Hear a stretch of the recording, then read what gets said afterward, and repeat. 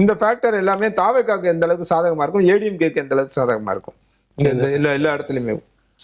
Sasikala factor இல்ல ஏடிஎம்கே வந்து இப்போ நம்ம டிஎம்கே ஜெயிக்கும் அப்படின்னு நம்ம பேசிட்டு இருக்கோம், அது மாதிரி ஏடிஎம்கே ஜெயிக்கிறதுக்கான பாசிபிலிட்டிஸ் என்ன இருக்கு? ஏடிஎம்கே ஜெயிக்கணும்னு பாத்தீங்கன்னா ஒட்டுமொத்த ஆன்டி இன்கமென்சி ஆன்டி டிஎம்கே ஓட்ஸை அவங்க விஜய் கிட்ட தவற விடாம அவங்க கிட்ட எடுத்திருக்கணும்.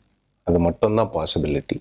இன்னொன்று இல்லைன்னா என்ன ஆயிருக்கணும்னா வந்து மைனாரிட்டிஸ் ஓட்டு ஃபுல்லாக தாவேக்காவுக்கு போயிருக்கணும், திமுகவுக்கு வராமல். திமுகவுக்கு வரவேண்டிய வாக்குகள் வராமல் இருக்கும் பட்சத்தில் மட்டும்தான் அதிமுக ஜெயிக்க முடியும். இந்த தேர்தல் அதுக்கான இல்லை, அப்போ அது எனக்கு தெரியல. நீங்கள் வந்து அதிமுக என்ன சொல்கிறாங்கன்னா மைனாரிட்டிஸ் ஃபுல்லாக கம்ப்ளீட்டாக போயிட்டாங்க, தலித்ஸ் கம்ப்ளீட்டாக திமுக விட்டு விலகிட்டாங்க. இதெல்லாம் நடந்திருந்தால், முழுவதுமாக நடந்திருந்தால் அதிமுக வெற்றி பெறும். தாவேக்காக்கு அப்படி என்ன வாய்ப்பு இருக்கு இந்த தேர்தலில் வெற்றி பெறுவதற்கான வாய்ப்பா பேசுறது? இல்லை, அவங்க நிறைய இடங்களில் வாக்குகள் பெறுவாங்க, அது சீட்டாக கன்வெர்ட் ஆகுமாங்கிறது பெரிய டவுட்டு தான். ஏன்னா குறைந்தது ஒரு தொகுதியில் 34 விழுக்காடாவது வாங்கணும்ல. ஒரு 34-33% வாங்கினாதான் வெற்றிங்கிற கான்செப்ட் வரும். இவங்களுக்கு எவ்வளவுதான் அதிகபட்சம் போட்டாலும் 22-25 தானே போடுறாங்க. 30-35ங்கிற மாதிரி எத்தனை தொகுதியில் இவங்க வாங்குவாங்க அப்படிங்கிற விஷயம் இருக்கு.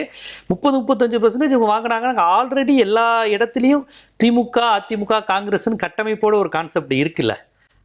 எவ்வளவுதான் பலவீனம் அடைஞ்சாலும் அது அப்படியே சிதறிடுறாரு. அதான் சொல்றேனே, பல இடங்களில் திமுகவை வெற்றி வைக்க போறது விஜய் தான். இப்ப பெரியகுளம் தொகுதியெல்லாம் பாத்தீங்கன்னா விசிகா கேண்டிடேட் கொடுத்தப்ப பலர் கேட்டாங்க, பெரியகுளம் விசிகாவுக்கு வந்து தொடர்பே இல்லாத பகுதியாச்சே, இங்க போய் விசிகாவை கொடுத்துருக்காங்கிறாங்க. இப்ப கேட்டா என்ன சொல்றாங்க, அமமுகவை பிடிக்காத இதர சமுதாயத்தை சேர்ந்தவங்க நிறைய இருப்பாங்களே, அமமுகனா என்ன இருந்தாலும் ஒரு முத்திரை வந்திருக்கு. அப்ப அங்க உள்ள நான்முக்குளத்தோர் ஃபுல்லா நம்ம விசிகாக்கு போடுவோம். அமமுக கேண்டிடேட்டும் எஸ்சியா தான் இருக்க முடியும், ரிசர்வ் தொகுதி தான் இருந்தாலும் அமமுகங்கிற கட்சிக்கு ஒரு அடையாளம் உண்டு இல்லை. அப்ப நான் முக்குளத்தோர் எல்லாம் சேர்ந்து விசிகாக்கு போடுறாங்க அப்படிங்கிற ஒரு கான்செப்ட் வருது. அது மட்டும் இல்ல, அமமுக சேரும் போது அங்க விஜய் பிரிக்கிற வாக்குகள் வந்து விடுதலை சிறுத்தைகளுக்கு வாய்ப்பா இருக்குங்கிறாங்க. இயல்பா விடுதலை சிறுத்தைகள் அமமுக நிக்கிறாங்க. அமமுகவுக்கு வந்து ஒரு கேஸ்ட் நான் கேஸ்ட் அதர் முக்குளத்தோர்லாம் கான்செப்ட் வரும்போது அது அந்த ஓட்டு அமமுகவுக்கு இயல்பா பிரியும் போது விடுதலை சிறுத்தைகளை ஜெயிச்சிருது. அமமுகவுக்கு வர வேண்டிய ஓட்டு வராம வாய்ப்புகள் இருக்கு. ஆமா, பாரம்பரியமா ஒரு ஏடிஎம்கேக்கு போடுறவங்களா இருப்பாங்க, இருந்தாலும் அமமுக நிக்குதுங்கிறப்ப போடாதவங்க அந்த கான்செப்ட் மாதிரி.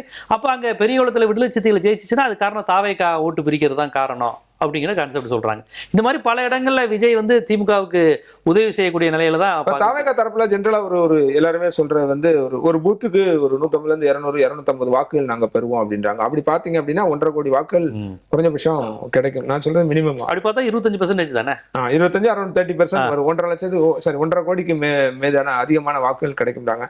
அதுக்கு சாத்தியம் இருக்கா? இப்போ ஒரு பூத்துக்கு எல்லாமே அவங்க சொல்றதுதான், எந்த அளவுக்கு அப்படிங்கிற ஒரு கான்செப்ட் வந்து நமக்கு தெரியல. இவங்க இப்போ இன்னைக்கு வந்து பொலிட்டிக்கலாக ஒரு பெரிய கூட்டம் இருக்குது தமிழ்நாட்டில். அதாவது சமூக நீதி, இடஒதுக்கீடு விஷயங்கள், நலத்திட்டங்கள், பெரியார், அண்ணா, இந்துத்துவம், வலதுசாரி, பிஜேபி அபாயம், இது குறித்து எதுவுமே தெரிய வேணாம். சோத்து கட்சி, ஊழல் வாங்குறாங்க, இந்த மாதிரி பொதுவான 2-3 விஷயங்கள் சங்கர் படத்தில் வரக்கூடிய விஷயங்களை போட்டாலே போதும், ஹீரோ மாதிரி ஒருத்தர் வந்து காப்பாற்றிடுவா. நம்பக்கூடிய கூட்டம் தமிழ்நாட்டில் அதிகரிச்சிருச்சு. வேதனையான உண்மை தான். அதையெல்லாம் நம்பி தான் அவங்க சொல்கிறாங்க. அதாவது எந்த அளவுக்கு பொலிட்டிக்கலாக ஒரு கூட்டம் அதிகரிக்குதோ அங்கே விஜய்க்கு ஓட்டு விழும். ஓரளவு சிந்திக்கிறவன், மார்க்ஸுங்கிறவன், பெரியாருன்னு பேசுகிற இடத்துல அது நடக்காது. எதுவுமே இல்லை, சினிமா பார்த்து வளர்ந்த கூட்டம், ரீல்ஸ் பார்த்து வளர்ந்த கூட்டம், இல்லை எதுவுமே தெரியாமல் எதுக்கு எடுத்தாலும் அந்த ஊழல் ஒழிப்பு, லஞ்ச ஒழிப்பு அந்த மாதிரியான ஒரு கூட்டம் இருந்துச்சுன்னா அந்த இடத்துல அந்த நடிகருக்கான ஓட்டு வந்து விழும். ஃபர்ஸ்ட் இந்த நடிகர் ஊழலுக்கு அப்பாற்பட்டவரானலாம் சிந்திக்க தெரியாது, ஊழல்னா என்னங்கிற கான்செப்ட் தெரியாது, ஊழலுக்கும் இன்னைக்கு உள்ள கார்பரேட்டுக்குள்ள தொடர்பு தெரியாது, இந்த சிஸ்டத்துக்குள்ள தொடர்பு அதெல்லாம் கேள்வியே கேட்க மாட்டாங்க, அது என்னன்னே தெரியாது. அந்த மாதிரி கூட்டம் நிறைய இருக்கிற இடத்துல விஜய்க்கு விழுங்க. ஆனால் நான் இப்பயும் சொல்கிறேன், அது வந்து ஒரு தொகுதியை தீர்மானிக்கிற இடத்துக்கு வருமா, ஒரு தொகுதியிலேயே அவங்க ஜெயிக்கிற அளவுக்கு வருமானா கிடையாது. 2வது இடத்துக்கு பல தொகுதிகளை வருவதற்கான வாய்ப்பு இருக்கு. அதைத்தான் எல்லாருமே சொல்றாங்க. அந்த 2வது இடங்கிறது அதிமுகவை காலி செய்யக்கூடிய இடமா இருக்கு. பல இடங்கள் அதிமுகவை காலி செஞ்சு அந்த ஓட்டை பிரிச்சு விட்டு திமுகவை ஜெயிக்க வைக்கிறாங்கிறதா கண்கூடா பாக்குற மாதிரி இருக்கு. இப்போ வரையும் அப்படி ஒரு சூழல் தான் தெரியுது. பாப்ப நீ போனாதான் தெரியும். அரசியல்படுத்தப்படாத கூட்டம் அப்படின்னு சொல்றது, அவங்க வந்து சமூக நீதினா தெரியாதுன்னு சொல்றதெல்லாம் ஒரு ஓட்டர் இன்டெலிஜென்ஸை நாம வந்து அண்டர் எஸ்டிமேட் பண்றோமோன்னு தோணுது. அது அவங்களுடைய விருப்பமாக இருக்கலாம். சமூக நீதி அவங்களுக்கு சொல்லிக் கொடுக்கலன்னா அதுக்கு யாரு காரணம்? திராவிட கட்சிகள் என்ன செய்து கொண்டிருந்தார்கள்? ஒரு தலைமுறை ஒருவேளை விஜய் இல்லைன்னா இந்த இந்த இந்த இந்த கூட்டம் யாருக்கு ஓட்டு போடுவாங்க? இல்ல அது அந்த கேள்விக்கு என்னால பதில் சொல்ல முடியாது சார். நான் கேட்கறது என்ன, ஒருவேளை அவங்க விஜய் ஃபேக்டர் இல்லைன்னா திராவிட கட்சிகளுக்கோ அவங்க ரெண்டு கட்சி இருக்கிற கட்சிகளுக்கு அந்த பொறுப்பு திராவிட கட்சிகளுக்கு தான் உண்டு. சார் சொல்றது ரொம்ப சரி. அந்த வரலாறே செய்யறது தானே. பெரியாரை பத்தி சொல்றது இல்ல, நீதி கட்சி வரலாறு, வகுப்புவாரி உரிமை, சாதிக்காக சட்டத்தை எரிச்சிட்டு போனது, இந்த வரலாறு எதுவுமே பாடத்திட்டத்துல இல்லையே.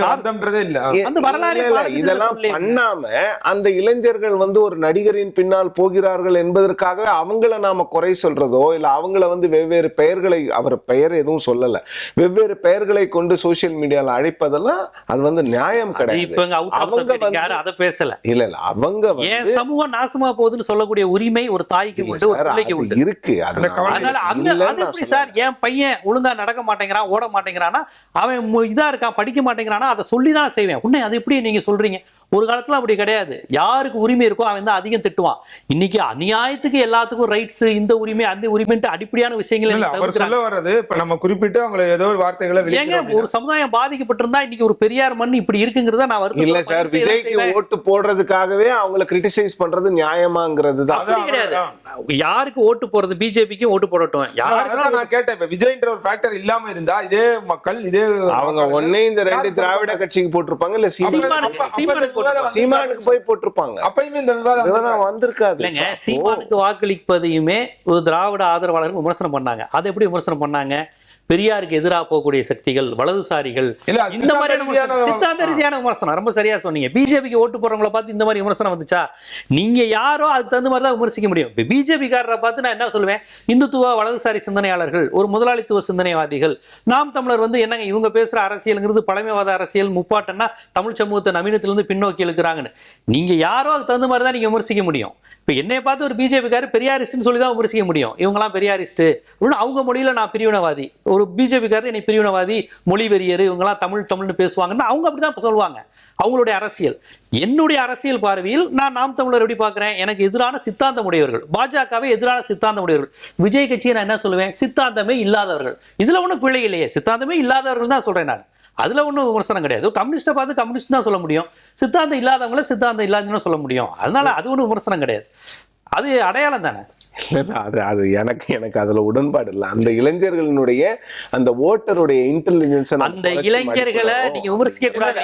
நான் இளைஞர்களை நேசிக்கிறேன் சொல்லல. விஜய் ரசிகர்கள் ஏன் தம்பி தங்கச்சி ஏன் கூட்டம் ஏன் இனம் விமர்சிக்கிறதுக்கு உங்களுக்கு விமர்சிக்கிறதுக்கு உரிமை இல்லைன்னா நான் சொல்லல சார். நான் எதுவுமே பண்ணல. நான் சொல்றது வந்து அந்த இளைஞர்கள் வந்து ஒரு அரசியல் படுத்தப்படாத கூட்டம், அவங்க வந்து தெளிவில்லாதவங்க தான் போய் வாக்களிப்பாங்கன்னு சொல்றது அவங்க.